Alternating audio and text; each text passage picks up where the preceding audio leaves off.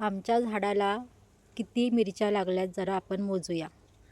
1 2 3 4 5 6 7 8 9 10 11 12 13 14 15 16 17 18 19 20 21 22 23 24 25 26 27 28 29 30 31 32 33 34 35 36 37 38 39 40 41 42 43 44 45 46 47 48 49 50 51 52 53 54